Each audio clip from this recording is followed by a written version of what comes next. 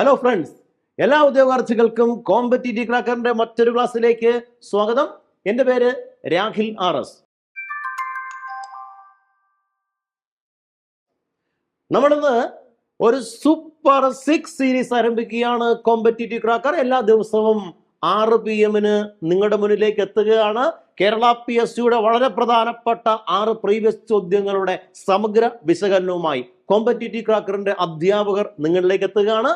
നിങ്ങൾക്ക് ഏറ്റവും ഉപകാരപ്രദമായ, നിങ്ങൾക്ക് ഏറ്റവും എക്സാമിനെല്ലാം വളരെ ഉപകാരപ്രദമാകുന്ന ഈ ഒരു സീരീസ് നിങ്ങൾ മിസ് ചെയ്യാതെ കാണുക. ഒപ്പം തന്നെ നിങ്ങളുടെ സംശയങ്ങളും നിങ്ങളുടെ അഭിപ്രായങ്ങളും കമന്റ് ബോക്സിൽ രേഖപ്പെടുത്താനും ശ്രദ്ധിക്കുമല്ലോ. അപ്പൊ നമുക്ക് ആരംഭിക്കാം. Super 6 series at PSC. Kerala PSCയുടെ വിവിധ മത്സര പരീക്ഷകളെ അടിസ്ഥാനമാക്കിയ വളരെ പ്രധാനപ്പെട്ട 6 പ്രീവിയസ് ചോദ്യങ്ങൾ സവിസ്തരം പരിശോധിക്കുകയാണ്. നമുക്ക് ക്ലാസ്സിലേക്ക് കടക്കാം.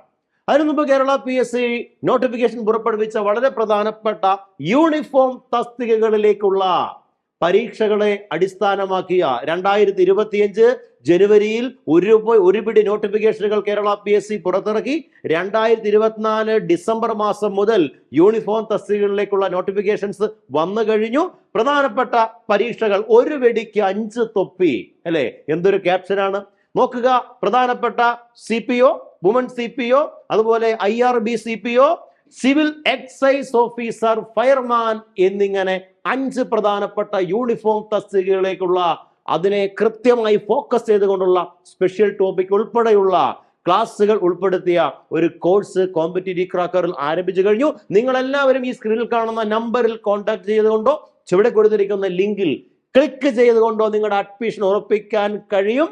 അപ്പോൾ മറക്കരുത്, CPO ആകാൻ, യൂണിഫോം ധരിക്കാൻ ആഗ്രഹമുള്ള മുഴുവൻ ഉദ്യോഗാർത്ഥികൾക്കും സുവർണാവസരമാണ്.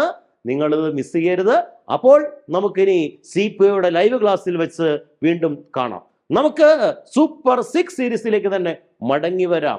നോക്കൂ, നിങ്ങൾ വളരെ പ്രധാനപ്പെട്ട കേരള PSCയുടെ ഒരു പ്രീവിയസ് ചോദ്യമാണ് നിങ്ങൾ ഈ കാണുന്നത്. എന്താണ്? ജവഹർലാൽ നെഹ്റു മുന്നോട്ട് വച്ച ലക്ഷ്യപ്രമേയത്തെ തെറ്റ്, നിയമവിരുദ്ധം, അപക്വമായത്, ദാരുണമായത്, അപകടകരം എന്നിങ്ങനെ വിശേഷിപ്പിച്ച ഭരണഘടനാ നിർമ്മാണ സമിതി അംഗം ആരായിരുന്നു എന്നാണ് ചോദ്യം. ചോദ്യം ഒന്നും കൂടി ആവർത്തിക്കാം. സെൽഫ് ടൂൾ ആയതുകൊണ്ട് നിങ്ങൾക്ക് കാണാൻ പറ്റുന്നുണ്ടോന്ന് എനിക്കറിയില്ല.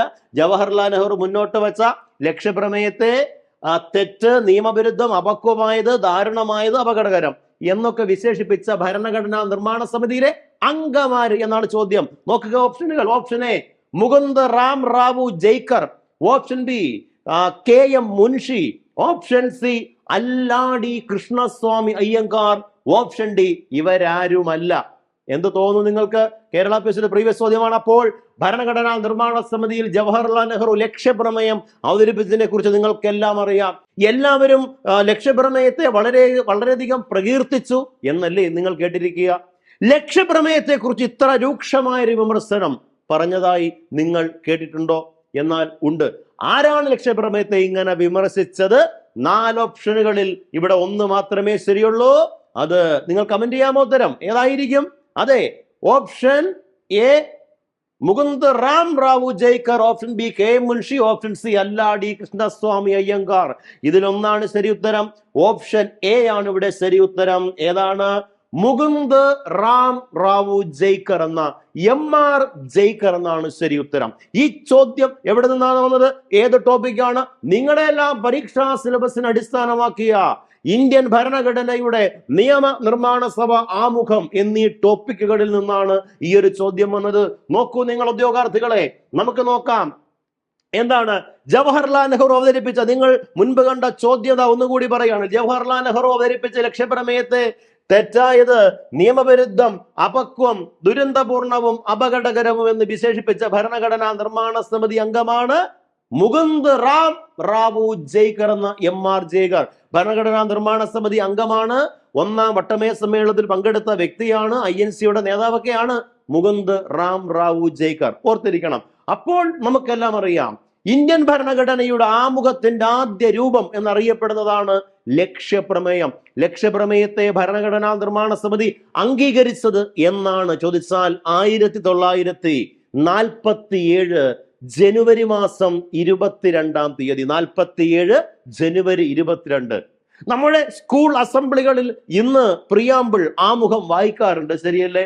നോക്കുക, നിങ്ങൾ സ്കൂൾ അസംബ്ലികളിൽ ഇന്ത്യൻ ഭരണഘടനയുടെ ആമുഖം വായിക്കുന്നത് തീരുമാനമെടുത്ത ആദ്യ സംസ്ഥാനമാണ് കേരളം. കൂടാതെ മഹാരാഷ്ട്രയും മധ്യപ്രദേശും സ്കൂൾ അസംബ്ലികളിൽ ആമുഖം വായിക്കുന്നത് നിർബന്ധമാക്കിക്കൊണ്ട് ഉത്തരവിറക്കി എന്ന് ഓർത്തിരിക്കണം. അപ്പോൾ സ്കൂൾ അസംബ്ലികളിൽ ഇന്ത്യൻ ഭരണഘടനയുടെ ആമുഖം എത്ര മനോഹരമാണ്! V the people of India എന്ന് തുടങ്ങുന്ന ആമുഖം നിർബന്ധമായിട്ടും വായിക്കാൻ നിർദ്ദേശിച്ച ആദ്യ ഇന്ത്യൻ സംസ്ഥാനമാണ് കേരളം. കേരളത്തെ കൂടാതെ മധ്യപ്രദേശ്, മഹാരാഷ്ട്ര എന്നീ സംസ്ഥാനങ്ങളും സ്കൂൾ അസംബ്ലികളിൽ ആമുഖം വായിക്കുന്നുണ്ട്. നോക്കുക, ദൈവനാമത്തിൽ എന്ന വരികളോടെ ആമുഖം ആരംഭിക്കണമെന്ന് നിർദ്ദേശിച്ച ഭരണഘടനാ നിർമ്മാണ സമിതി അംഗം. ഇന്ത്യൻ ഭരണഘടനയുടെ ഏറ്റവും മനോഹരമായ ആശയമാണ് മതേതരത്വം, അല്ലെ, സെക്യുലാരിസം. അതുകൊണ്ട് ദൈവനാമത്തിൽ ആരംഭിക്കേണ്ട, we the people of India എന്ന് ആരംഭിക്കണമെന്നാണ് നമ്മുടെ ഭരണഘടനാ നിർമ്മാതാക്കൾ തീരുമാനിച്ചത്. എന്നാൽ ദൈവനാമത്തിൽ ഭരണഘടനയുടെ ആമുഖം ആരംഭിക്കണം എന്ന് അഭിപ്രായപ്പെട്ട വ്യക്തിയാണ് ആരെന്നറിയപ്പെടുന്നത്? HV കാമത്ത്. HV കാമത്ത് ഓർത്തിരിക്കണം, ഭരണഘടനാ നിർമ്മാണ സമിതിയിലെ ഒരു അംഗമാണ് HV കാമത്ത്. ഇന്ത്യൻ ഭരണഘടനയുടെ ആമുഖത്തിൽ പ്രതിപാദിക്കുന്ന ഒരേ ഒരു തീയതി നിങ്ങൾക്കെല്ലാം അറിയാം. only date which mentioned in the preamble. ഏതാണ് പറയൂ? 1949 നവംബർ 26. ആമുഖത്തിൽ പരാമർശിക്കപ്പെടുന്ന ഒരേ ഒരു ഡേറ്റ് ആണ് 49 നവംബർ 26. എന്താ പ്രത്യേകത? This 26th day of November 49 do hereby adopt, enact and give it to us this constitution എന്ന് പറഞ്ഞ് അവസാനിക്കുന്ന നമ്മുടെ പ്രിയാമ്പിൾ. അതായത് ഇന്ത്യൻ ഭരണഘടനാ നിർമ്മാണ സമിതി ആദ്യമായി ഭരണഘടനയെ അംഗീകരിച്ചത്, അഡോപ്റ്റ് ചെയ്ത ഡേറ്റ് ആണ് 49 നവംബർ 26. ഇതിന്റെ ഓർമ്മയ്ക്കായി നമ്മൾ നവംബർ 26 ഭരണഘടനാ ദിനം, ദേശീയ നിയമദിനമെല്ലാം ആചരിക്കുന്നു, ഓർമ്മയില്ലേ? അപ്പൊ ആമുഖത്തിൽ പരാമർശിക്കുന്ന ഏകതീയതി 49 നവംബർ 26. പഠിച്ചല്ലോ. നോക്കുക, ആമുഖത്തിൽ ഉൾപ്പെടുത്തിയിട്ടുള്ള പൗരന്മാർക്ക് രാഷ്ട്രം ഉറപ്പുവരുത്തേണ്ട ലക്ഷ്യങ്ങൾ ഏതെല്ലാം? ഇന്ത്യൻ ഭരണഘടനയുടെ ആമുഖത്തിൽ ഉറപ്പു പറയുന്നു, പൗരന്മാർക്ക് താഴെ പറയുന്ന ചില ലക്ഷ്യങ്ങൾ ഉറപ്പുവരുത്തണം. ഭരണഘടന ഉറപ്പുവരുത്തുന്ന, ആമുഖം നിർദ്ദേശിക്കുന്ന ലക്ഷ്യങ്ങൾ എന്തെല്ലാം? നോക്കുക, ആമുഖത്തിൽ ഉൾപ്പെടുത്തിയിട്ടുള്ള പൗരന്മാർക്ക് രാഷ്ട്രം ഉറപ്പുവരുത്തേണ്ടതുമായ ലക്ഷ്യങ്ങൾ എന്തെല്ലാം?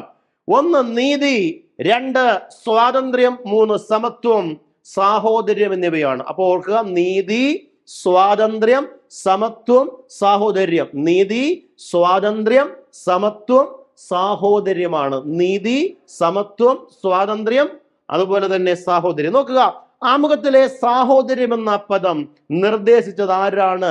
ആമുഖത്തിലെ സാഹോദര്യം എന്ന പദം, അല്ലെ, സാഹോദര്യം, ഫെർട്ടേണിറ്റി എന്ന പദം ആരാണ് നിർദ്ദേശിച്ചത്? നിങ്ങൾക്കറിയാം ആരാണ്? ഡോക്ടർ BR അംബേദ്കർ ആണ്. ഇന്ത്യൻ ഭരണഘടനാ ശില്പിയായിട്ടുള്ള ഡോക്ടർ BR അംബേദ്കർ ആണ്. ആമുഖത്തിൽ വിഭാവനം ചെയ്തിരിക്കുന്ന ലക്ഷ്യങ്ങൾ കൈവരിക്കാൻ, ഈ ലക്ഷ്യങ്ങളെല്ലാം നേടാനായിട്ട് ഉള്ള വ്യവസ്ഥകളാണ് മൗലികാവകാശങ്ങൾ, മാർഗനിർദ്ദേശക തത്വങ്ങൾ, മൗലിക കടമകൾ. അപ്പൊ നോക്കുക, ഇന്ത്യൻ ഭരണഘടനയുടെ ആമുഖം വിഭാവനം ചെയ്യുന്ന ലക്ഷ്യങ്ങൾ കൈവരിക്കാൻ, നേടിയെടുക്കാനുള്ള മാർഗങ്ങൾ ഏതൊക്കെയാണ്? 1 മൗലികാവകാശങ്ങളാണ്, 2 മാർഗനിർദ്ദേശക തത്വങ്ങളാണ്, 3 മൗലിക കടമകളാണ്. ഒരു കാര്യം പ്രത്യേകം ഓർത്തിരിക്കണം, നമ്മൾ ഈ പറഞ്ഞ 3 കാര്യങ്ങൾ, പാർട്ട് 3 മൗലികാവകാശങ്ങൾ, പാർട്ട് 4 മാർഗനിർദ്ദേശക തത്വങ്ങൾ, പാർട്ട് 4A മൗലിക കടമകൾ. ഇതിലൊന്ന് മാത്രമാണ് നമുക്ക് നീതിയുക്തമായത്, അല്ലെങ്കിൽ കോടതി മുഖാന്തരം സ്ഥാപിക്കാൻ കഴിയുന്നത്. ഇത് 3-ൽ ഏതായിരിക്കും? പറയാമോ? ഇതിലൊന്നേ ഉള്ളൂ. ഏതായിരിക്കും കോടതി മുഖാന്തരം സ്ഥാപിച്ചെടുക്കാൻ കഴിയുന്നത്? മറക്കരുത്, പാർട്ട് 3 മൗലിക അവകാശങ്ങളാണ്. DPSP and fundamental duties are injustifiable in nature.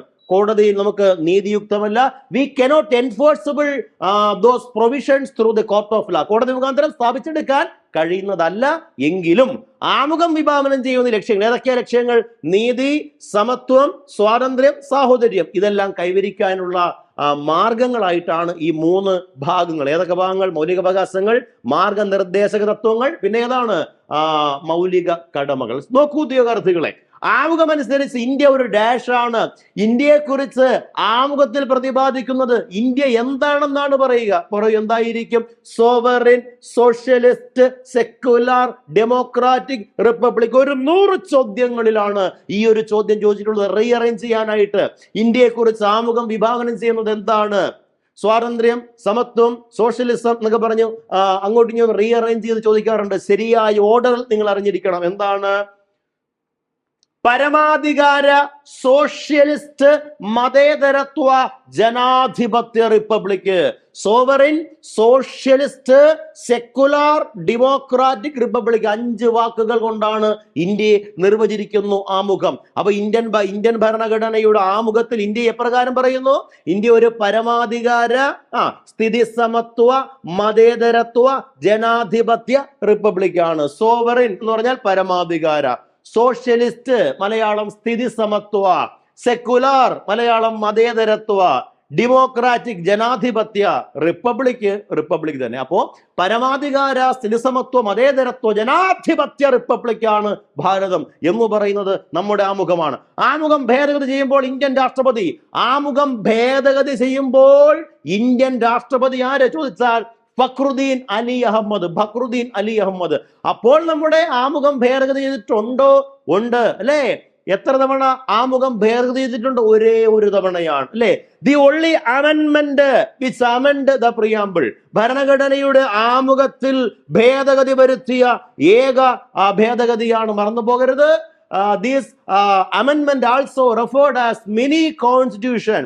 It is the only amendment which amend all the sensitive areas of the constitution. That's why this amendment also referred as mini constitution. ലഘു ഭരണഘടന, mini ഭരണഘടന.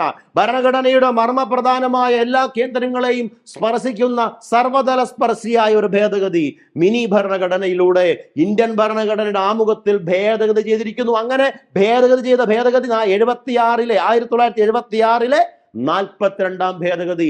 ആമുഖം ഭേദഗതി ചെയ്യുമ്പോൾ ഇന്ത്യയുടെ രാഷ്ട്രപതി, ഇന്ത്യയുടെ പ്രഥമ പൗരൻ ആരാണ്? ഫക്രുദ്ദീൻ അലി അഹമ്മദ്. കിട്ടിയല്ലോ നിങ്ങൾക്ക്. നോക്കൂ ഉദ്യോഗാർത്ഥികളെ, അടുത്ത പ്രധാനപ്പെട്ട ഒരു നോട്ടിഫിക്കേഷൻ, ഒരു അറിയിപ്പ് നിങ്ങളിലേക്ക് വരികയാണ്. നിങ്ങളുടെ അഭിമാനമാകാൻ പോകുന്ന ഒരു പദവിയാണ്, അഭിമാനമാകാൻ പോകുന്ന ഒരു ജോലിയാണ് fire and rescue driver. Fire and rescue സർവീസിലേക്കുള്ള ഡ്രൈവർ തസ്തികയിലേക്ക് ഉദ്യോഗാർത്ഥികളെ നോട്ടിഫിക്കേഷൻ PSC പുറപ്പെടുവിച്ചിരിക്കുന്നു. കാറ്റഗറി നമ്പർ 472/2024 ഡിസംബർ മാസത്തിൽ പുറപ്പെടുവിച്ച പുതിയ നോട്ടിഫിക്കേഷൻ ആണ്. നമുക്കറിയാം 18 വയസ്സ് മുതൽ 26 വരെ ജനറൽ കാറ്റഗറി ഉള്ളവർക്ക് അപേക്ഷിക്കാം. SC വിഭാഗക്കാർ, OBC വിഭാഗക്കാർ, വിമുക്ത ഭടന്മാർക്കെല്ലാം സ്വാഭാവികമായ ഏജ് റിലാക്സേഷൻ ഉണ്ട്. നിങ്ങൾ അറിഞ്ഞിരിക്കണം, ഇവിടെ +2 ആണ് ക്വാളിഫിക്കേഷൻ. DCA ഉള്ളവർക്ക് മുൻഗണന. +2 ആണ് അടിസ്ഥാന ക്വാളിഫിക്കേഷൻ. DCA ഉള്ളവർക്ക് മുൻഗണനയാണെന്ന് ഓർക്കുക. ലാസ്റ്റ് ഡേറ്റ് ടു അപ്ലൈ, അപേക്ഷിക്കാനുള്ള അവസാന തീയതി അതാ നിമിഷങ്ങൾ കൊഴിഞ്ഞു പോയിക്കൊണ്ടിരിക്കുന്ന ഏതാനും ദിവസങ്ങൾ മാത്രം. ജനുവരി 15 അപേക്ഷിക്കാനുള്ള അവസാന തീയതി. മറന്നു പോകരുത്. ഓൺലൈൻ ക്ലാസ് കോമ്പറ്റീറ്റീവ് ക്രാക്കറിൽ ആരംഭിച്ചു കഴിഞ്ഞു. ഇനിയും മടിക്കാതെ കടന്നു വരിക. ഫയർ ആൻഡ് റെസ്ക്യൂ സർവീസിൽ ഡ്രൈവർ ആകാനുള്ള നിങ്ങളുടെ മോഹം പൂവണിയാൻ ഇനി ഒരു വിരൽ തുമ്പിന്റെ ദൂരം മാത്രം. നിങ്ങളുടെ ഫോൺ എടുക്കുക, ഒന്ന് കോൾ ചെയ്യുക ഈ നമ്പറിലേക്ക്. കോമ്പറ്റീറ്റീവ് ക്രാക്കറിന്റെ റെപ്രസെന്റേറ്റീവ് തിരികെ നിങ്ങളെ വിളിക്കും. നിങ്ങളുടെ അഡ്മിഷൻ ഉറപ്പിക്കാനായിട്ട് കഴിയും. നമുക്ക് അടുത്ത സൂപ്പർ 6 സീരീസിന്റെ 2ാമത്തെ ചോദ്യത്തിലേക്ക് പോകണ്ടേ? നോക്കൂ നിങ്ങൾ അടുത്ത ചോദ്യം. ഇന്ത്യൻ ഭരണഘടനയുടെ ആമുഖവുമായി ബന്ധപ്പെട്ട തെറ്റായ പ്രസ്താവന ഏവ? അടുത്തൊരു പ്രീവിയസ് ചോദ്യമാണ്. ഇന്ത്യൻ ഭരണഘടനയുടെ ആമുഖവുമായി ബന്ധപ്പെട്ട തെറ്റായ പ്രസ്താവന അല്ലെങ്കിൽ പ്രസ്താവനകൾ ഏത്? താഴെ കൊടുത്തിരിക്കുന്നതിൽ ഏതൊക്കെയോ തെറ്റുണ്ട് കണ്ടെത്താനാണ്. ഓപ്ഷൻ എ, ബെറുബാരി കേസിലൂടെ ആമുഖം ഭരണഘടനയുടെ അവിഭാജ്യ ഘടകമല്ല എന്ന് പ്രഖ്യാപിച്ചു. ബെറുബാരി കേസിലൂടെ ആമുഖം ഭരണഘടനയുടെ അവിഭാജ്യ ഘടകമല്ല എന്ന് നിർദ്ദേശിച്ചു. ശരിയോ തെറ്റോ? ശരിയാണ് അല്ലേ? 2, കേന്ദ്ര ഗവൺമെന്റും LICയും തമ്മിലുള്ള കേസിൽ ആമുഖം ഭരണഘടനയുടെ അവിഭാജ്യ ഘടകമാണെന്ന് പ്രഖ്യാപിച്ചു. Union of India versus LIC, it is a landmark judgment. ഒരു ലാൻഡ്മാർക്ക് ജഡ്ജ്മെന്റ് ആണ്. അതിൽ പറഞ്ഞു yes, preamble is an integral part of the constitution. 2ാമത്തെ പ്രസ്താവന ശരിയാണ്. അടുത്ത പ്രസ്താവന നോക്കാം. തെറ്റില്ലേ? ഇപ്പോൾ തെറ്റ് കണ്ടെത്താനാണ്. 3 നോക്കുക. ആമുഖത്തിൽ ഗാന്ധിജിയുടെ പേര് ഉൾപ്പെടുത്തിയിരിക്കുന്നു. കേട്ടപ്പോഴേ നമുക്കറിയാം തെറ്റാണ്. ആമുഖത്തിൽ ഗാന്ധിജിയുടെ പേരെന്നല്ല, ഒരു വ്യക്തിയുടെയും പേര് പരാമർശിക്കുന്നില്ല. രാജ്യത്തെക്കുറിച്ചും പൗരന്റെ അവകാശങ്ങളെയും ആമുഖത്തിന്റെ ഭരണഘടനയുടെ ലക്ഷ്യങ്ങളെയും കുറിച്ചാണ് പ്രതിപാദിക്കുക. ഒരു വ്യക്തിയുടെ പേരും പ്രതിപാദിക്കുന്നില്ല. We the people of India എന്ന് മാത്രമാണ് പറയുക. അപ്പൊ മൂന്നാമത്തെ പ്രസ്താവന തെറ്റ്. 4, ആമുഖം ഒരിക്കൽ ബ്രാക്കറ്റിൽ 42ാം ഭേദഗതി മാത്രമാണ് ഭേദഗതി ചെയ്തിട്ടുള്ളത്. ശരിയല്ലേ? നമ്മളിതാ ഇപ്പൊ പറഞ്ഞതേ ഉള്ളൂ. അപ്പോ ഒരേ ഒരു തെറ്റേ ഉള്ളൂ. തെറ്റായ ഓപ്ഷൻ ഏതാണ്? 3 മാത്രം തെറ്റ്. അങ്ങനെ ഒരു ഓപ്ഷൻ ഉണ്ടോ? താഴേക്ക് നോക്കുക. ഓപ്ഷൻ ഡി ഇതാ കണ്ടോ, 3 മാത്രം തെറ്റ്. 3 മാത്രം തെറ്റ് എന്നതാണ് ഇവിടുത്തെ ശരിയായ ഉത്തരം. കിട്ടിയല്ലോ. വളരെ എളുപ്പമുള്ള ഒരു ചോദ്യമാണ്. നമുക്കറിയാം ഇന്ത്യൻ ഭരണഘടനയുടെ ആമുഖവുമായി ബന്ധപ്പെട്ട് നോക്കുക. വിവിധ കേസുകളാണ്. ഇവിടെ LIC കേസ് എന്നൊരു കേസ് കണ്ടപ്പോൾ പലർക്കും കൺഫ്യൂഷനായി. കാരണം നമ്മൾ ബേറുബാരി കേസും കേശവാനന്ദ ഭാരതി കേസുമാണ് പ്രിയാമ്പിളുമായി ബന്ധപ്പെട്ട് പഠിച്ചത്. അതല്ലാത്ത കേസുകളുണ്ട്. നമുക്ക് നോക്കാം. ഇന്ത്യൻ ഭരണഘടനയുടെ ആമുഖവുമായി ബന്ധപ്പെട്ട വിവിധ കേസുകളാണ്. നോട്ട് ചെയ്യുക, നോട്ട് എഴുതി നിങ്ങൾ എടുക്കുക, കമന്റുകൾ ചെയ്യുക. നോക്കുക, ആമുഖം ഭരണഘടനയുടെ അവിഭാജ്യ ഘടകമല്ല. പലരും നിങ്ങൾ വായിച്ചു പഠിക്കാറുണ്ട്, ആമുഖം ഭരണഘടനയുടെ ഭാഗമല്ല, ആമുഖം ഭരണഘടനയിൽ ഉള്ളതല്ല, ഭരണഘടനയിൽ ഇല്ലാത്ത ആശയമാണ് ആമുഖം എന്നൊന്നും ഒരു കേസിലും പറഞ്ഞിട്ടില്ല. It is an integral, it is not an integral part, അല്ലേ? ഒരു അവിഭാജ്യ ഘടകമല്ല എന്നേ പറഞ്ഞോളൂ. അപ്പൊ ആമുഖം ഭരണഘടനയുടെ അവിഭാജ്യ ഘടകമല്ല എന്ന് സുപ്രീം കോടതി പരാമർശിച്ച കേസാണ് 1960 ബേറുബാരി കേസ്. ഏത് കേസാണോ? ബേറുബാരി കേസ് 1960. ഓർത്തിരിക്കണം. എന്നാൽ ആമുഖം ഇന്ത്യൻ ഭരണഘടനയുടെ ഭാഗമാണെന്നും അടിസ്ഥാന ഘടന നിലനിർത്തിക്കൊണ്ട് അനുച്ഛേദം 368 ഉപയോഗിച്ച് അതിൽ ഭേദഗതി വരുത്താമെന്നും സുപ്രീം കോടതി പ്രഖ്യാപിച്ച കേസാണ് Kesavananda Bharati versus Kerala state 1973. Keshavananda Bharati versus Kerala state 1973. അപ്പോ ആമുഖം ഭരണഘടനയുടെ അവിഭാജ്യ ഘടകമാണെന്നും basic structure of the constitution cannot be amended for the implementation of any other part. ഭരണഘടനയുടെ അടിസ്ഥാന ഘടന ബേസിക് സ്ട്രക്ചറിൽ മാറ്റം വരുത്താതെ ഭേദഗതി ചെയ്യാം എന്നും പ്രതിപാദിച്ച കേസാണ് കേശവാനന്ദ ഭാരതി. അപ്പൊ ചോദിക്കാം, പ്രീവിയസ് ചോദ്യമാണ്, ഭരണഘടനയുടെ അടിസ്ഥാന ഘടന ബേസിക് സ്ട്രക്ചറിനെ ഡിഫൈൻ ചെയ്ത ആദ്യ സുപ്രീം കോടതി കേസ് ചോദിച്ചാൽ കേശവാനന്ദ ഭാരതി. ബേസിക് സ്ട്രക്ചറിനെ ഡിഫൈൻ ചെയ്ത ആദ്യ കേസാണ് കേശവാനന്ദ ഭാരതി വേഴ്സസ് കേരള സ്റ്റേറ്റ്. ഏത് വർഷമാണ്? 1973. ഓക്കെ, ക്ലിയർ അല്ലേ പറഞ്ഞത്? അപ്പോൾ നമ്മുടെ ഭരണഘടനയുടെ പ്രിയാമ്പിൾ ആമുഖവുമായി ബന്ധപ്പെട്ട മറ്റൊരു പ്രധാനപ്പെട്ട വസ്തു നോക്കുക. ഭരണഘടനയുടെ അടിസ്ഥാന ഘടന എന്ന ആശയം സുപ്രീം കോടതി കൊണ്ടുവന്നത് ഏത് കേസിൽ? ഇപ്പൊ പറഞ്ഞതുള്ളൂ. ഏത് കേസാണ്? Kesavananda Bharati versus Kerala state 1973. ഇനി ആമുഖം ഭരണഘടനയുടെ ഭാഗമാണെന്ന് സുപ്രീം കോടതി ഒരിക്കൽ കൂടി അസന്നിഗ്ധമായി പ്രഖ്യാപിച്ച കേസ് കേശവാനന്ദ ഭാരതി കേസിൽ പറഞ്ഞുവെങ്കിലും ഒരിക്കൽ കൂടി ഈ അഭിപ്രായം ഊട്ടി ഉറപ്പിച്ച കേസാണ് നമ്മുടെ പരീക്ഷ ക്വസ്റ്റ്യൻ പേപ്പറിൽ ഉണ്ടായിരുന്നത്. ഏതാണ്? Union of India versus LIC of India 1995. Union of India versus LIC of India 1995. നോക്കുക, ഉപയോഗശൂന്യമായ വാചോടോപത്തിന്റെ ശേഖരമല്ല ആമുഖമെന്ന് സുപ്രീം കോടതി പ്രസ്താവിച്ച കേസ് ഏതാണ്? ഉപയോഗശൂന്യമായിട്ടുള്ള വാചോടോപത്തിന്റെ ശേഖരമല്ല, ഉപയോഗശൂന്യമായ വാചാടോപത്തിന്റെ ശേഖരമല്ല ആമുഖമെന്ന് സുപ്രീം കോടതി പ്രസ്താവിച്ച കേസാണ് എന്താണ്? Adam Prakash versus state of Haryana 1986. അടുത്തതായി മറ്റൊരു പരീക്ഷ നോട്ടിഫിക്കേഷൻ കേരള PSC പുറപ്പെടുവിച്ചു. കോമ്പറ്റീറ്റീവ് ക്രാക്കറിന്റെ മികച്ച കോഴ്സ് ആരംഭിച്ചു കഴിഞ്ഞു. ഫോറസ്റ്റ് ഡ്രൈവർ ആണ്. ഫോറസ്റ്റ് ഡ്രൈവർ ആകാൻ ഒരു സുവർണാവസരമാണ്. അപേക്ഷ സമർപ്പിച്ചു തുടങ്ങിയിരിക്കുന്നു. കാറ്റഗറി നമ്പർ 524/2024 ആണ്. 23 മുതൽ 36 വയസ്സ് വരെയുള്ള ഏതൊരു ഉദ്യോഗാർത്ഥിക്കും അപേക്ഷിക്കാൻ കഴിയുന്ന തസ്തികയാണ് ഫോറസ്റ്റ് ഡ്രൈവർ. അപ്പോൾ തയ്യാറായിക്കൊള്ളുക. ക്വാളിഫിക്കേഷൻ SLC ആണ് with 3 years of experience with heavy licence ആണ്. അപ്പോ അപേക്ഷിക്കാനുള്ള അവസാന തീയതി അറിയാമല്ലോ, ഈ ജനുവരി മാസം 29-ാം തീയതിയാണ്. മറക്കരുത്. അപ്പോൾ ഈ കാണുന്ന നമ്പറിൽ വിളിച്ചുകൊണ്ട് ഫോറസ്റ്റ് ഡ്രൈവർ പരീക്ഷാ സിലബസിന് ആധാരമായി ക്ലാസ്സുകൾക്ക് നിങ്ങൾ കോൺടാക്ട് ചെയ്യാം. ശരി, നമുക്ക് സൂപ്പർ 6 സീരീസിലെ മൂന്നാമത്തെ ചോദ്യത്തിലേക്ക് കടക്കുകയാണ്. നോക്കൂ നിങ്ങൾ, what was the exact constitutional status of the Indian republic on 26 January 1950?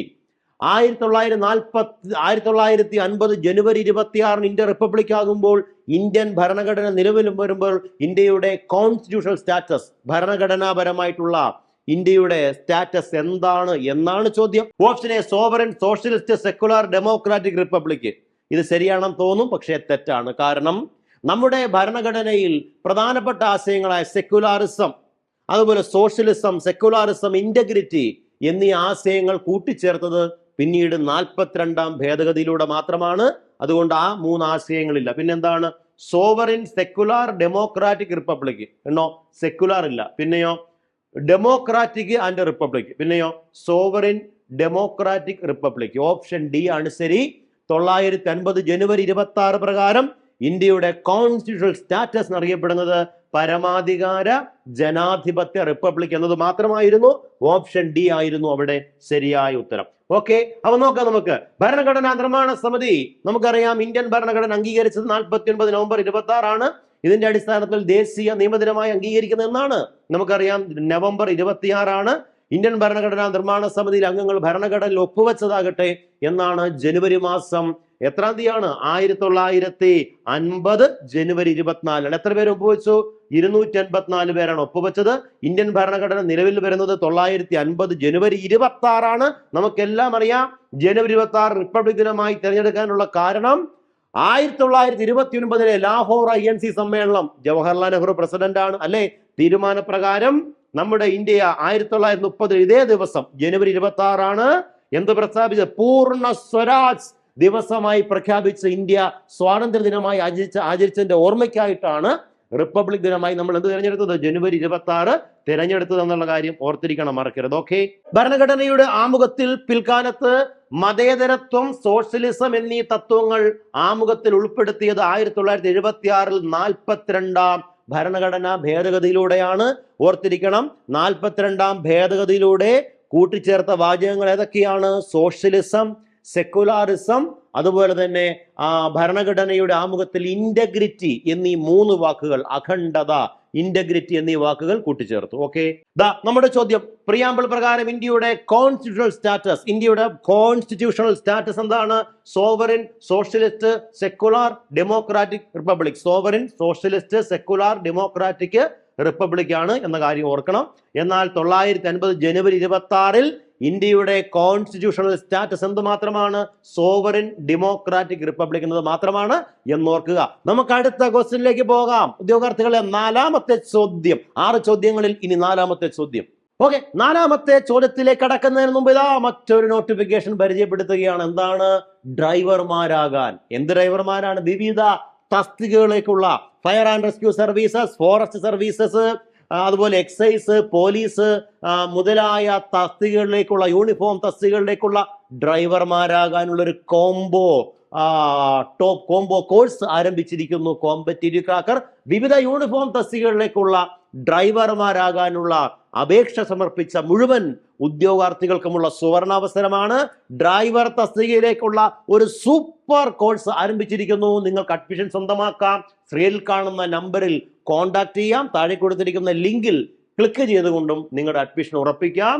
അപ്പൊ ഇനി നമുക്കെല്ലാവർക്കും കോമ്പറ്റീറ്റീവ് ക്രാക്കറിന്റെ പോലീസ് ഡ്രൈവർ കോഴ്സിൽ കാണാം. നമ്മൾ സൂപ്പർ 6 സീരീസ് തുടരുന്നു. 4ാമത്തെ ചോദ്യം, ഇന്ത്യൻ ഭരണഘടനയുടെ സ്റ്റേറ്റ് പോളിസിയുടെ ഡയറക്റ്റീവ് തത്വങ്ങൾ ഇൻസ്ട്രുമെന്റ് ഓഫ് ഇൻസ്ട്രക്ഷൻ രേഖപ്പെടുത്തിയിരിക്കുന്നത്. ഇന്ത്യൻ ഭരണഘടനയിലെ സ്റ്റേറ്റ് പോളിസിയുടെ ഡയറക്റ്റീവ് തത്വങ്ങൾ എന്ന് പറഞ്ഞാൽ മാർഗനിർദ്ദേശക തത്വങ്ങളിൽ ഇൻസ്ട്രുമെന്റ് ഓഫ് ഇൻസ്ട്രക്ഷൻസ് എന്ന ആശയം രേഖപ്പെടുത്തിയിരിക്കുന്നത് ഏത് നിയമത്തിൽ നിന്നാണ് എന്നാണ് ചോദ്യം. 1909 India government act. Option B 1919 India government act. Option C 1935 India government act. Option D 1947 India government act. അല്ലെ, ഉത്തരം ഒന്നേ ഉള്ളൂ, 1935 ഗവൺമെന്റ് ഓഫ് ഇന്ത്യ ആക്ട്. കണ്ടോ, 35 ഗവൺമെന്റ് ഇന്ത്യ ആക്ട്. അപ്പോ ഇന്ത്യയുടെ മാർഗനിർദ്ദേശക തത്വങ്ങളിൽ ഉൾപ്പെട്ടിരിക്കുന്ന ഇൻസ്ട്രുമെന്റ് ഓഫ് ഇൻസ്ട്രക്ഷൻസ് എന്ന ആശയത്തെ കുറിച്ചാണ് ഇവിടുത്തെ ചോദ്യം. നമുക്ക് നോക്കുക, ഏത് നിയമത്തിൽ നിന്നുള്ള ഇൻസ്ട്രുമെന്റ് ഓഫ് ഇൻസ്ട്രക്ഷൻ എന്ന ഭാഗമാണ് ഇന്ത്യൻ ഭരണഘടനയുടെ ഭാഗം 4 പാർട്ട് 4 ഉൾപ്പെടുത്തിയിരിക്കുന്നത് എന്ന് ചോദിച്ചാൽ ഗവൺമെന്റ് ഓഫ് ഇന്ത്യ ആക്ട് 1935. ഓർത്തിരിക്കണം, government of India act 1935 British parliament ഇന്ത്യക്ക് വേണ്ടി പാസ്സാക്കിയ ഏറ്റവും വലിയ നിയമം. ഇന്ത്യയുടെ ഭരണ നിർവഹണത്തിനായി ബ്രിട്ടീഷ് പാർലമെന്റ് പാസ്സാക്കിയ അവസാനത്തെ നിയമം. ഇന്ത്യൻ ഭരണഘടന ഏറ്റവും കൂടുതൽ ആശയങ്ങൾ കടമെടുത്ത നിയമം. ഇന്ത്യൻ ഭരണഘടനയുടെ ബ്ലൂ പ്രിന്റ് എന്നറിയപ്പെടുന്ന നിയമം. ഇതിന്റെ എല്ലാ ഉത്തരം ഗവൺമെന്റ് ഓഫ് ഇന്ത്യ ആക്ട് 1935 ആണ്. ഗവൺമെന്റ് ഓഫ് ഇന്ത്യ ആക്ട് 1935 പാസ്സാക്കാൻ, നിലവിൽ വരാൻ കാരണമായ ഘടകങ്ങൾ: ഒന്നാമത്തെ ഘടകം എന്നറിയപ്പെടുന്നത് സൈമൺ കമ്മീഷന്റെ റിപ്പോർട്ട്. രണ്ടാമത്തെ ഘടകം വട്ടമേശ സമ്മേളനങ്ങളുടെ നിർദ്ദേശങ്ങൾ. മൂന്നാം വട്ടമേശ സമ്മേളനത്തിന് ശേഷം 1930 ബ്രിട്ടീഷ് ഗവൺമെന്റ് പ്രസിദ്ധീകരിച്ച വൈറ്റ് പേപ്പർ. മൂന്നാം വട്ടമേശ സമ്മേളനത്തെ തുടർന്ന് 1933 ബ്രിട്ടീഷ് ഗവൺമെന്റ് പുറപ്പെടുവിച്ച ധവളപത്രം, വൈറ്റ് പേപ്പർ എന്നിവ അടിസ്ഥാനമാക്കിയാണ് 35 ഗവൺമെന്റ് ഓഫ് ഇന്ത്യ ആക്ട് പാസ്സാക്കപ്പെട്ടത്. അപ്പോൾ നോക്കണം, ഈ ഗവൺമെന്റ് ഓഫ് ഇന്ത്യ ആക്ട് 1935 പരാമർശിച്ചിട്ടുള്ള അല്ലെങ്കിൽ പ്രതിപാദിക്കുന്ന ഒരു ഭാഗമാണ് ഇൻസ്ട്രുമെന്റ് ഓഫ് ഇൻസ്ട്രക്ഷൻസ്. ബ്രിട്ടീഷ് ഇന്ത്യയിലെ സെക്രട്ടറിമാർക്കും വൈസ്രോയിമാർക്കും ഗവർണർമാർക്കുമുള്ള നിർദ്ദേശങ്ങൾ അടങ്ങിയ ഭാഗമാണ് ഇൻസ്ട്രുമെന്റ് ഓഫ് ഇൻസ്ട്രക്ഷൻസ്. ആ ഭാഗം അതുപോലെ പകർത്തിയിട്ടുള്ള ഇന്ത്യൻ ഭരണഘടനാ ഭാഗമാണ് എന്നറിയപ്പെടുന്നത് മാർഗനിർദ്ദേശക തത്വങ്ങൾ അഥവാ DPSP, directive principles of state policies. അതുകൊണ്ടാണ് മാർഗനിർദ്ദേശക തത്വങ്ങളെ ഡോക്ടർ BR അംബേദ്കർ എന്ത് വിളിച്ചത്? ഇന്ത്യൻ ഭരണഘടനയുടെ instrument of instructions. Instrument of instructions എന്ന് മാർഗനിർദ്ദേശക തത്വങ്ങളെ വിളിച്ചത് ആരാണ്? മറ്റാരുമല്ല, ഡോക്ടർ BR അംബേദ്കർ ആണ് എന്ന കാര്യം കൂടി നിങ്ങൾ അവിടെ ഓർത്തിരിക്കണം, മറക്കരുത്. Government of India act 1935 പരാമർശിച്ചുകൊണ്ട് BR Ambedkar മാത്രമല്ല, ഒരുപാട് ആളുകൾ പല കമന്റുകൾ പറഞ്ഞു.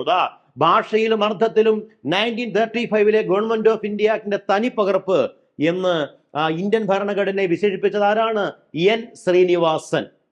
അതുപോലെ തന്നെ 1935 ഗവൺമെന്റ് ഓഫ് ഇന്ത്യ ആക്ടിൽ നിന്നും നേരിട്ട് ഉരുത്തിരിഞ്ഞതാണ് ഇന്ത്യൻ ഭരണഘടന. മാത്രമല്ല, പല വ്യവസ്ഥകളും ഒരു മാറ്റവും കൂടാതെ അതുപോലെ തന്നെ ഭരണഘടനയിൽ എഴുതി ചേർത്തിരിക്കുന്നു എന്ന് പറഞ്ഞത് സർ ഐവർ ജെന്നിങ്സ് ആണ്. ഇന്ത്യൻ ഭരണഘടന അടിസ്ഥാനപരമായി പ്രായപൂർത്തി വോട്ടവകാശം കൂടി കൂട്ടിച്ചേർത്ത government of India act 1935 act ആണ്. ഇന്ത്യൻ ഭരണഘടന അടിസ്ഥാനപരമായി പ്രായപൂർത്തി വോട്ടവകാശവും കൂടി കൂട്ടിച്ചേർത്ത 1935 ഗവൺമെന്റ് ഓഫ് ഇന്ത്യ ആക്ട് ആണ് എന്ന് പറഞ്ഞത് PR ദേശ്മുഖ്. ഇനി ഗവൺമെന്റ് ഓഫ് ഇന്ത്യ ആക്ട് 1935 ശക്തമായ ഭാഷയിൽ വിമർശിച്ച ഒരു നേതാവാണ് ജവഹർലാൽ നെഹ്റു. എന്താ പറഞ്ഞത്? It is like the machine with strong brakes but no engine. ശക്തമായ ബ്രേക്ക് ഉള്ളതും എഞ്ചിൻ ഇല്ലാത്തതുമായ യന്ത്രം. ശക്തമായ ബ്രേക്കുകളോട് കൂടിയ എഞ്ചിൻ ഇല്ലാത്ത യന്ത്രം എന്ന് ഗവൺമെന്റ് ഓഫ് ഇന്ത്യ ആക്ട് 1935 വിശേഷിപ്പിച്ചത് ആര്? ഉത്തരം മറ്റാരുമല്ല, ജവഹർലാൽ നെഹ്റുവാണ്. അടിമത്തത്തിന്റെ പുത്തൻ പ്രമാണം, it is A new charter of slavery എന്നും ഗവൺമെന്റ് ഓഫ് ഇന്ത്യ ആക്ടിനെ വിളിച്ചത് ആരാണ്? ജവഹർലാൽ നെഹ്റുവാണ്. 47 വരെ ഇന്ത്യയുടെ ഭരണ നിയന്ത്രണത്തിനായി ബ്രിട്ടീഷ് ഗവൺമെന്റ് പാസ്സാക്കിയ നിയമം കൂടിയാണ് 35 government of India act. Okay ആണല്ലോ. ഒരുപാട് പരീക്ഷകൾക്ക് ട്രെൻഡിങ് ആയി ചോദിക്കുന്ന ഒരു നിയമം കൂടിയാണ് 1935 ഗവൺമെന്റ് ഓഫ് ഇന്ത്യ ആക്ട്. നമുക്ക് അടുത്ത ചോദ്യത്തിലേക്ക് പോകാം. ഓക്കെ, സൂപ്പർ 6 സീരീസിലെ 5ാമത്തെ ചോദ്യമാണ്. നോക്കുക, ഡിപ്പാർട്ട്മെന്റലൈസേഷന്റെ 4 അടിസ്ഥാനങ്ങളായ ഉദ്ദേശം, പ്രക്രിയ, വ്യക്തികൾ, സ്ഥലം എന്നിവ 4PS എന്നറിയപ്പെടുന്നു. ഇത് ആര് വികസിപ്പിച്ചെടുത്ത ഒരു ആശയമാണ്? 4PS. നിങ്ങൾക്കറിയാം, ഇന്ത്യൻ ഭരണഘടനയുടെ ആർട്ടിക്കിൾ 311 കേന്ദ്ര സംസ്ഥാന സർക്കാർ ഉദ്യോഗസ്ഥർക്ക് ഭരണഘടനാപരമായ പരിരക്ഷ ഉറപ്പാക്കുന്നു. ഉദ്യോഗസ്ഥ വൃന്ദമാണ് ഏതൊരു രാജ്യത്തിന്റെയും പൊതുഭരണം കാര്യക്ഷമമാക്കുന്നത്, നടപ്പിലാക്കുന്നത്. ആ ഉദ്യോഗസ്ഥ വൃന്ദത്തിന്റെ ഡിപ്പാർട്ട്മെന്റലൈസേഷനുമായി ബന്ധപ്പെട്ട 4PS തിയറിയെ കുറിച്ചാണ് ഈ ചോദ്യം വന്നിരിക്കുന്നു. 4PS തിയറിയിൽ ഉൾപ്പെട്ടിരിക്കുന്ന അല്ലെങ്കിൽ 4PS തിയറി എന്ന ആശയം മുന്നോട്ട് വെച്ച വ്യക്തികൾ ആരാണ്? Option A Luther Gulick, option B Chester Barnard, option C Woodrow Wilson, option D Lyndall Urwick. എന്നിട്ട് ക്യാപിറ്റൽ എ, ഓപ്ഷൻ എ സിയും ഡിയും, ഓപ്ഷൻ ബി എയും ഡിയും, ഓപ്ഷൻ സി എയും ബിയും, ഓപ്ഷൻ ഡി മുകളിൽ പറഞ്ഞവയൊന്നുമല്ല. അപ്പോൾ 4PS തിയറി ആവിഷ്കരിച്ച 2 പേരാണ്. അതിൽ ഒന്നാമത്തെ ആള് ലൂഥർ ഗുള്ളിക്ക്, രണ്ടാമത്തെയാൾ ലിൻഡാൽ ഉർവിക്കാണ്. അപ്പോൾ ഓപ്ഷൻ എ ആൻഡ് ഡി, അങ്ങനെ ഒരു ഓപ്ഷൻ ഉണ്ടോ? ഉണ്ട്, ഓപ്ഷൻ എ കണ്ടോ. അപ്പൊ ഇവിടെ ഓപ്ഷൻ എ ആണ് ശരി ഉത്തരം. അപ്പൊ എന്താണ് ഈ 4PS, എന്താണ് ഇതിന്റെ പ്രത്യേകത എന്ന് നോക്കുക ഉദ്യോഗാർത്ഥികളെ. നമുക്ക് നോക്കാം. നോക്കുക, 4PS തിയറി ഉദ്യോഗസ്ഥ വൃന്ദവുമായി ബന്ധപ്പെട്ടിരിക്കുന്നു. ഉദ്യോഗസ്ഥ വൃന്ദത്തിന്റെ ഡിപ്പാർട്ട്മെന്റലൈസേഷനുമായി ബന്ധപ്പെട്ട തിയറിയാണ് 4PS തിയറി. ആവിഷ്കരിച്ചത് ആരെല്ലാമാണ്?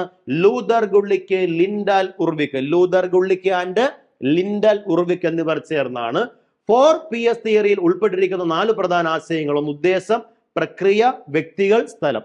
ഉദ്ദേശം, പ്രക്രിയ, വ്യക്തികൾ, സ്ഥലം. ഉദ്ദേശം, പ്രക്രിയ, വ്യക്തികൾ, സ്ഥലം. Purpose, process, person and place എന്നീ 4 ആശയങ്ങൾ ഉൾപ്പെട്ടിരിക്കുന്ന തിയറിയാണ് 4PS തിയറി. അപ്പോൾ കേരള PSCയുടെ പ്രധാനപ്പെട്ട ഒരു പ്രീവിയസ് ചോദ്യമാണ്, നിങ്ങൾ ഓർത്തു വെക്കുമല്ലോ.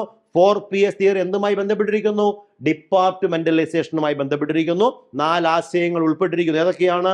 Purpose, process, person and place. ആവിഷ്കരിച്ച 2 പേർ ആരൊക്കെയാ? Luther Gulick and Lyndall Urwick. അപ്പോൾ നമ്മുടെ സൂപ്പർ 6 സീരീസിൽ അവസാനത്തെ ചോദ്യം ഇതാ നമ്മൾ കാണാൻ പോകുന്നു. ഏതാണ്? താഴെ കൊടുത്തിരിക്കുന്ന ശരിയായ പ്രസ്താവന അല്ലെങ്കിൽ പ്രസ്താവനകൾ കണ്ടെത്തുക. ഇന്ത്യൻ ഭരണഘടനാ നിർമ്മാണ സമിതിയുടെ വൈസ് പ്രസിഡന്റായി 1946 ഡിസംബർ 11 HC മുഖർജിയെ തിരഞ്ഞെടുത്തു. ശരിയാണോ പ്രസ്താവന? ശരി. ശരിയായ പ്രസ്താവന കണ്ടെത്താനാ. ഒന്നാമത്തെ പ്രസ്താവന ശരിയാണ്. ഡോക്ടർ രാജേന്ദ്ര പ്രസാദ്, HC മുഖർജി ഇവരെ എല്ലാം തിരഞ്ഞെടുത്തത് എന്ന് തന്നെ 46 ഡിസംബർ 11. ആദ്യ സമ്മേളനത്തിൽ തിരഞ്ഞെടുപ്പ് നടന്നില്ല.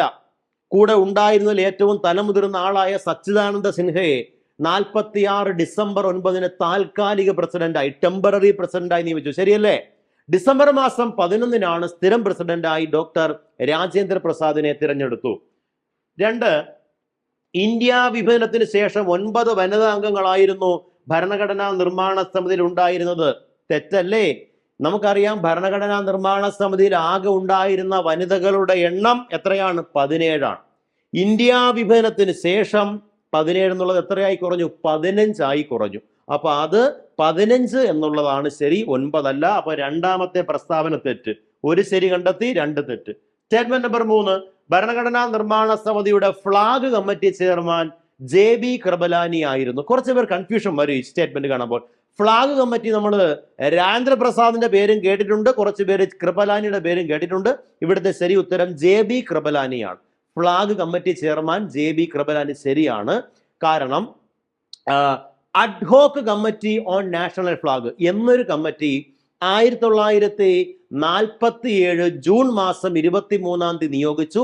ആ അഡ്ഹോക്ക് കമ്മിറ്റി ഓൺ നാഷണൽ ഫ്ലാഗിന്റെ ചെയർമാൻ ആയിരുന്നു അറിയപ്പെടുന്നത് ഡോക്ടർ രാജേന്ദ്ര പ്രസാദ്. അപ്പോൾ ഭരണഘടനാ നിർമ്മാണ സമിതി ആദ്യം നിയോഗിച്ച ഒരു ഫ്ലാഗ് കമ്മിറ്റിയുണ്ട്, അതിന്റെ ചെയർമാൻ JB കൃപലാനി. മൂന്നാമത്തെ സ്റ്റേറ്റ്മെന്റ് ശരി. സ്റ്റേറ്റ്മെന്റ് നമ്പർ 4, ഈ സഭയുടെ നിയമോപദേഷ്ടാവ് BN റാവു ആയിരുന്നു. ശരിയാണോ? ഭരണഘടനാ നിർമ്മാണ സമിതിയുടെ ലീഗൽ അഡ്വൈസർ, ലീഗൽ കൺസൾട്ടന്റ് ആര് തന്നെ? BN റാവു തന്നെയാണ്. അപ്പോൾ 1 തെറ്റ്, 3 ശരി. ശരി ഏതൊക്കെയാ? 1, 3, 4 ശരി. അങ്ങനെ ഓപ്ഷൻ ഉണ്ടോ? 1, 3, 4 ശരി എന്നൊരു ഓപ്ഷൻ ഉണ്ടോ? ഉണ്ട്. ദാ ഓപ്ഷൻ ഡി കണ്ടോ, 1, 3, 4 ശരിയാണ്. മനസ്സിലാവുന്നുണ്ടോ? ദാ കേരള PSCയുടെ ഏതൊരു പരീക്ഷയ്ക്കും ട്രെൻഡിങ് ആയി, പ്രത്യേകിച്ചും ഭരണഘടനാ ഭാഗത്തു നിന്ന് വരുന്ന ഒരു ടോപ്പിക്കാണ് ഭരണഘടനാ നിർമ്മാണ സമിതി. മറക്കരുത്, കൃത്യമായി പഠിച്ചു പോകുക. ഭരണഘടനാ നിർമ്മാണ സമിതിയെ കുറിച്ച്, ഭരണഘടനാ നിർമ്മാണ സമിതി ക്യാബിനറ്റ് മിഷന്റെ നിർദ്ദേശപ്രകാരമാണ് രൂപീകരിച്ചത്, മറക്കാതിരിക്കുക. ഭരണഘടനാ നിർമ്മാണ സമിതി രൂപീകരിച്ചത് ആരുടെ നിർദ്ദേശപ്രകാരമാണ്? ക്യാബിനറ്റ് മിഷന്റെ നിർദ്ദേശപ്രകാരമാണെന്ന് ഓർക്കുക. 46 ഡിസംബർ 6 രൂപീകൃതമായി. ഡിസംബർ 9 ആദ്യ സമ്മേളനം. ഡിസംബർ 11 സ്ഥിരം പ്രസിഡന്റായി രാജേന്ദ്ര പ്രസാദിനെയും വൈസ് പ്രസിഡന്റായി HC മുഖർജിയെയും ഉൾപ്പെടെയുള്ള ആളുകളെ തിരഞ്ഞെടുത്തു. ഭരണഘടനാ നിർമ്മാണ സമിതിയുടെ പ്രവർത്തനം ആരംഭിച്ചത് പറയാമോ? പ്രവർത്തനം ആരംഭിച്ചത് ഡിസംബർ 6 9 11 ഉത്തരം ഡിസംബർ 9 കാരണം ആദ്യ സമ്മേളനം കൂടുമ്പോഴല്ലേ പ്രവർത്തനം ആരംഭിക്കുക. അപ്പൊ ഡിസംബർ 9 പ്രവർത്തനം ആരംഭിച്ചു. പ്രീവിയസ് ചോദ്യമാണത്, മറക്കരുത്. ഓക്കെ. ഭരണഘടനാ നിർമ്മാണ സമിതിയുടെ ആദ്യ സമ്മേളനത്തിൽ പങ്കെടുത്ത വനിതകളുടെ എണ്ണം, ആദ്യ സമ്മേളനത്തിൽ ആകെ 207 പേരാണ് പങ്കെടുത്തത്. അതിൽ എത്ര വനിതകളുണ്ട്? 9 വനിതകളുണ്ട്. മറന്നു പോകരുത്, വനിതകളുടെ എണ്ണം 9. എന്നാൽ ഭരണഘടനാ നിർമ്മാണ സമിതിയിലെ ആകെ വനിതകൾ 17. ആദ്യ സമ്മേളനത്തിൽ പങ്കെടുത്ത വനിതകളാണ് 9. ഇന്ത്യ വിഭജനത്തിന് ശേഷം വനിതകളുടെ എണ്ണം 15. ഭരണഘടനാ നിർമ്മാണ സമിതിയിലെ മലയാളി വനിതകൾ? ചോദിച്ചാൽ 3. അറിയാമല്ലോ ആരൊക്കെയെന്ന്? ഓക്കെ. ഭരണഘടനാ നിർമ്മാണ സമിതിയിലേക്കുള്ള തിരഞ്ഞെടുപ്പ് ഏത് രൂപത്തിലായിരുന്നു? ഒരു പിടി പ്രീവിയസ് ചോദ്യങ്ങളാണ് നിങ്ങൾ കണ്ടു കാണും. പ്രായപൂർത്തി വോട്ടവകാശത്തിന്റെ അടിസ്ഥാനത്തിലായിരുന്നു എന്നുള്ളതാണ് തെറ്റായ പ്രസ്താവനയാണ്. ഭരണഘടനാ നിർമ്മാണ സമിതിയിലേക്കുള്ള തിരഞ്ഞെടുപ്പ് ജനസംഖ്യ ആനുപാതികമായിട്ടായിരുന്നു. ജനസംഖ്യ ആനുപാതികമായിട്ടായിരുന്നു. ഓരോ പ്രവിശ്യയ്ക്കും ഓരോ നാട്ടുരാജ്യത്തിനും അല്ലെങ്കിൽ രാജ്യങ്ങളുടെ കൂട്ടത്തിലും സീറ്റുകൾ അനുവദിച്ചു. 1:10 ലക്ഷം എന്നതായിരുന്നു ഏകദേശ അനുപാതം.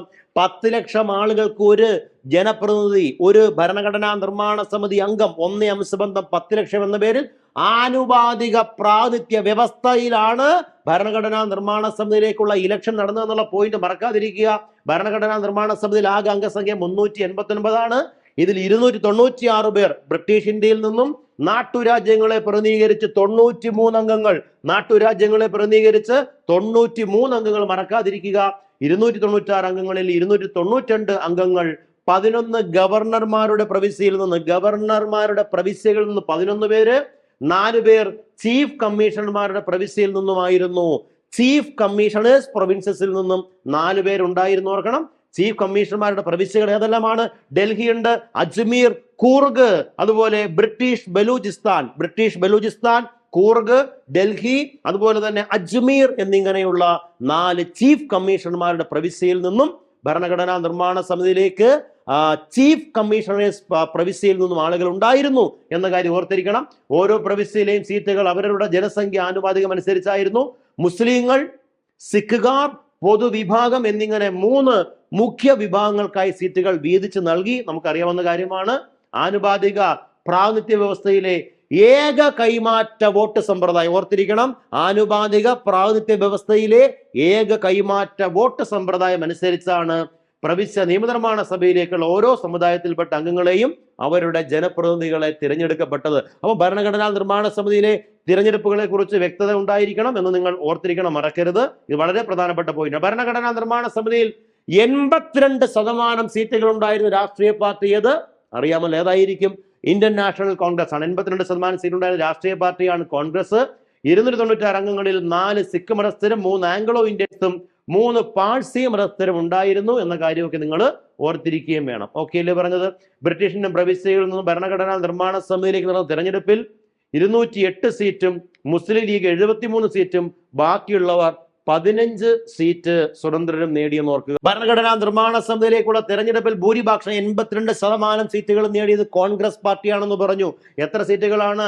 കോൺഗ്രസിന് 208 സീറ്റുകൾ കിട്ടി. മുസ്ലിം ലീഗ് 73 സീറ്റുകളും ബാക്കിയുള്ള 15 സീറ്റ് സ്വതന്ത്രരും വിജയിച്ചു. എങ്ങോട്ടാണ്? ഭരണഘടനാ നിർമ്മാണ സമിതിയിലേക്ക്. ഓർത്തിരിക്കാമല്ലോ. ഓക്കെ, നമ്മുടെ ഈ സൂപ്പർ 6 സീരീസിലെ ഈ ഒരു സെക്ഷൻ ഇവിടെ അവസാനിക്കുകയാണ്. പോകുന്നതിന് മുമ്പ് ഓർക്കുക, നിങ്ങൾ ഉദ്യോഗാർത്ഥികളെ, PSC ഡ്രൈവർ കോംബോ ബാച്ച് നമ്മൾ നേരത്തെ പറഞ്ഞതാണ്. വിവിധ പരീക്ഷാ സിലബസിനെ ആധാരമാക്കിയ പോലീസ് ഡ്രൈവർ തസ്തിക, അതുപോലെ ഫയർ ആൻഡ് റെസ്ക്യൂ ഡ്രൈവർ, അതുപോലെ തന്നെ ഫോറസ്റ്റ് ഡ്രൈവർ പോലെയുള്ള യൂണിഫോം തസ്തികയിലേക്കുള്ള ഡ്രൈവർ കോംബോ ബാച്ച് ആണ്. എല്ലാ പരീക്ഷയുടെയും ഡ്രൈവർ തസ്തിക അടിസ്ഥാനമാക്കിയിട്ടുള്ള ഡെയിലി ഗ്രൂപ്പ് ആക്ടിവിറ്റി ഉള്ള ഒരു കോഴ്സ് പരിചയപ്പെടുത്തുന്നു. Special topic classes for all driver exams, എല്ലാ ഡ്രൈവർ പരീക്ഷ അടിസ്ഥാനമാക്കിയ സ്പെഷ്യൽ ടോപ്പിക്, അതുപോലെ weekly exams, extra live classes, special mentorship programme, PDF നോട്ടുകൾ, അതുപോലെ time table based revision, record ക്ലാസ്സുകൾ അടങ്ങിയ നോക്കൂ സമഗ്രമായ ഒരു ബാച്ച് ആണ് ടീം കോമ്പറ്റീറ്റീവ് ക്രാക്കർ നിങ്ങളെ പരിചയപ്പെടുത്തുന്നു. അഡ്മിഷൻ ആരംഭിച്ചിരിക്കുന്നു. അപ്പോൾ ഡ്രൈവർ യൂണിഫോം തസ്തിക ഏതോ ആയിക്കോട്ടെ, ഡ്രൈവർ ആണ് നിങ്ങളുടെ ലക്ഷ്യമെങ്കിൽ, നിങ്ങൾ അതിനുള്ള ലൈസൻസ് യോഗ്യത നേടിയവരാണെങ്കിൽ, പ്രായപരിധിക്കുള്ളവരാണെങ്കിൽ, വിദ്യാഭ്യാസ യോഗ്യത ഉള്ളവരാണെങ്കിൽ കാത്തിരിക്കാം. നിങ്ങൾക്ക് കാത്തിരിക്കേണ്ടതില്ല, അപേക്ഷിക്കാം. ഉടൻ തന്നെ ഈ സ്ക്രീനിൽ കാണുന്ന നമ്പറിൽ വിളിച്ചുകൊണ്ട് താഴെ കൊടുത്തിരിക്കുന്ന ലിങ്കിൽ ക്ലിക്ക് ചെയ്തുകൊണ്ട് നിങ്ങൾക്ക് അപേക്ഷിക്കാവുന്നതാണ്. അപ്പോൾ എല്ലാ പ്രിയപ്പെട്ട ഉദ്യോഗാർത്ഥികളും കോമ്പറ്റീറ്റീവ് ക്രാക്കറിന്റെ ഈ ഒരു ചാനൽ സബ്സ്ക്രൈബ് ചെയ്യാനും ലൈക്ക് ചെയ്യാനും കമന്റ് ചെയ്യാനും ശ്രദ്ധിക്കുമല്ലോ. അപ്പോൾ നമുക്ക് മറ്റൊരു സീരീസിൽ മറ്റൊരു ഭാഗവുമായി മറ്റൊരു അവസരത്തിൽ വീണ്ടും കാണാം. Thank you all of you. By.